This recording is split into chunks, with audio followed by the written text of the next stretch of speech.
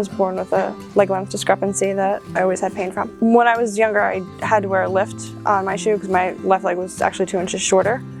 And then once I reached 20, about 19, 20, I went to a specialist in Baltimore and had limb lengthening surgery. It was 5 surgeries. I have metal rod, pins, screws in my left leg, and then I ended up having to have a hip surgery then afterwards. I was non-weight bearing on my left side for about 1.5 years doing that. So yeah, it's kind of shifted everything in my spine, which was already shifted from growing like that. So during all the surgeries, it was over like a 8-year span. I was on a lot of narcotics, went through a lot of physical therapy.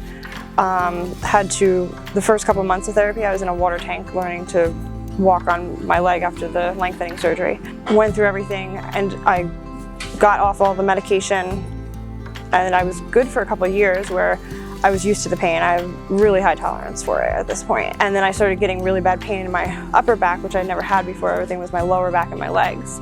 And it was in my neck, and it just got worse and worse to the point where I barely made it through an 8-hour day at work. The headaches were horrible to the point where I'd throw up from them. And I couldn't turn my head sometimes. I went back to my pain management doctor, did an MRI, and found out that I have stenosis in my cervical spine now too. Did a couple epidurals that gave little to no relief, and I would get trigger point shots in the muscles, like down my whole back. Nothing was really helping. So he said at that point, all I could do is see a spine surgeon to have stenosis surgery, which I've heard is not always very successful. So when I first met Kate a few months ago, Kate was at a daily 8 or 9 out of 10 pain. She would have bilateral, so both her hands, her ring finger, her pinky finger, up into her forearms here would be tingling.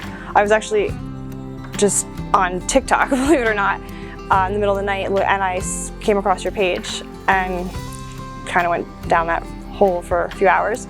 Never heard of adhesion my entire life. But everything I was seeing in the videos and everything you guys were explaining was exactly what the pain felt like through my neck, shoulders, back, and everything. I wasn't really sure what to make of it all. I've never tried anything like this. I've done, straight medication, injections, physical therapy, literally exhausted everything at that point. I think I had an appointment scheduled with a spine surgeon 2 days before I ended up coming here for my consultation, and I canceled it after meeting him and talking to him, and he looked at my MRIs and explained a lot about adhesion. Literally all these doctors I've seen, from specialists in Baltimore, Hospital for Special Surgery in Manhattan that I did my hip, and all the doctors I've seen never once heard the word adhesion or knew what it was. Kate works in a pretty stressful job, but she said that she was known in the office as the woman that would have to have heating packs or massage things 24/7. Every time she's at work, she would be walking around the office with ice or heat or some type of stimulating machine on her back just to help her with her pain.